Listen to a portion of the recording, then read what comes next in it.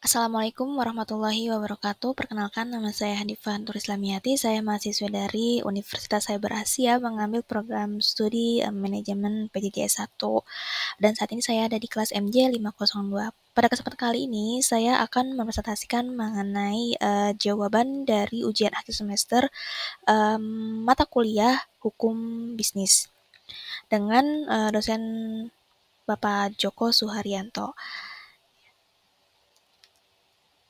Selanjutnya, di sini saya akan membahas terkait implementasi biodiesel B40 yang terkendala tempat penyimpanan dan transportasi. Nah, menurut Kementerian Energi dan Sumber Daya Mineral atau ISDM mengatakan terdapat sejumlah kendala implementasi biodiesel 40% atau B40.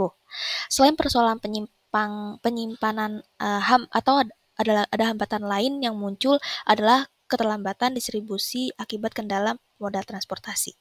Kapal pengangkut terkadang terlambat 1 hari karena lokasi penyimpanan juga perlu ditambah sekitar 5% dari sebelumnya untuk penyesuaian dengan B40 ini. Nah, Kementerian ESDM memberikan kelonggaran untuk penyelesaian kendala-kendala tersebut hingga tanggal 28 Februari 2025.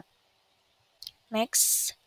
Nah, untuk sumber beritanya ini ada di Katadata, Tempo, Kompas.com, dan Antara.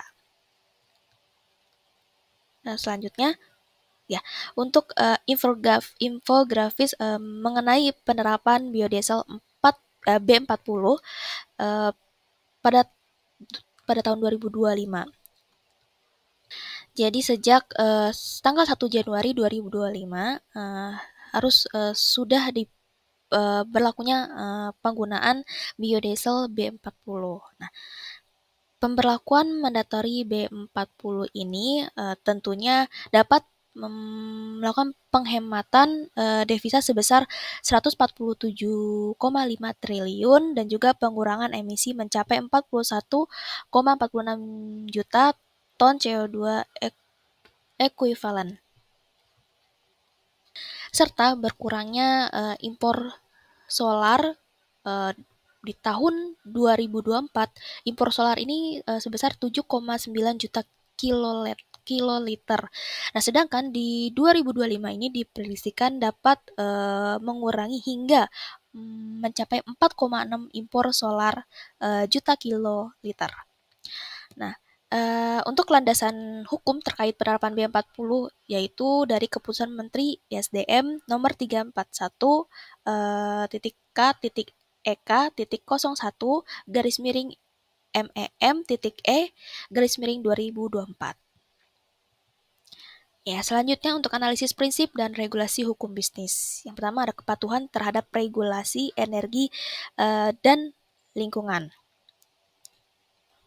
Jika badan usaha tidak dapat memenuhi ketentuan B40 sesuai batas waktu yang diberikan, yaitu tanggal 28 Februari 2025, maka bisa dikenakan sanksi administratif seperti peringatan tertulis, denda, atau pencabutan izin usaha. Nah, yang kedua, yaitu ada analitik data. Nah, kendala penyimpanan dan transportasi yang menyebabkan keterlambatan distribusi bisa berdampak pada pelanggaran kontrak atau prestasi jika ada kesepakatan waktu yang tidak terpenuhi. Ketiga, aspek logistik dan transportasi. Nah, moda transportasi kapal yang mengalami keterlambatan bisa berdampak pada kepatuhan terhadap regulasi logistik, misalnya dalam Undang-Undang Nomor 17 Tahun 2008 tentang pelayaran. Selanjutnya, dampak isu hukum terhadap dunia usaha dan masyarakat. Yang pertama, dampak terhadap dunia usaha, yaitu adanya potensi keterlambatan distribusi dan kenaikan biaya operasional. Karena keterlambatan transportasi kapal dan keterbatasan penyimpanan menyebabkan distribusi bahan bakar tidak optimal. Yang kedua, risiko hukum bagi perusahaan yang tidak mematuhi regulasi.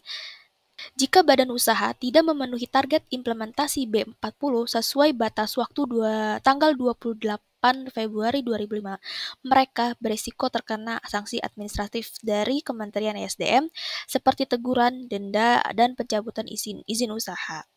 Yang ketiga, gangguan stabilitas pasar dan persaingan usaha. Nah, di sini terdapat hanya ada 28 badan usaha yang ditugaskan untuk produksi dan distribusi B40, sehingga ada potensi praktek monopoli atau persaingan usaha tidak sehat.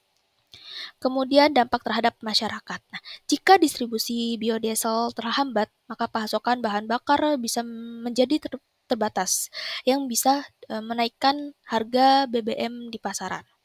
Yang kedua, keterlambatan pengiriman barang, gangguan layanan transportasi, dan biaya perjalanan yang lebih tinggi bagi masyarakat. Selanjutnya, solusi memastikan kepatuhan hukum bisnis. Nah, itu ada pertama pemerintah. Pemerintah untuk rekomendasi untuk pemerintah yaitu meningkatkan fasilitas penyimpanan dan transportasi. Yang kedua, memastikan semua badan usaha mematuhi standar penyimpanan dan distribusi sesuai regulasi energi. Nah, kemudian rekomendasi sebagai pelaku usaha, yaitu melakukan penyesuaian kapasitas penyimpanan untuk memenuhi permintaan B40 tanpa mengganggu rantai pasok. Dan yang ketiga, rekomendasi untuk masyarakat atau konsumen. Nah, pemerintah dan badan usaha harus sosialisasi secara luas mengenai manfaat dan tantangan ataupun efek apabila B40 ini tidak diimplementasikan. Nah, semua ini agar masyarakat memahami perubahan ini.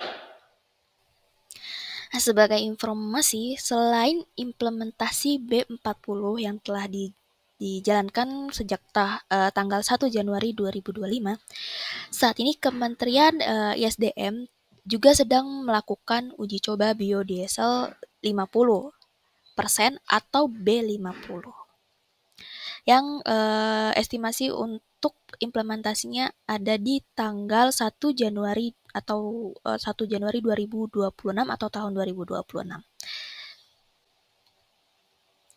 Ya, sekian presentasi dari saya. Semoga informasi yang kami berikan dapat bermanfaat dan memberikan pemahaman yang lebih baik mengenai industri ini. Wabillahi taufiq wal hidayah. Wassalamualaikum warahmatullahi wabarakatuh. Terima kasih.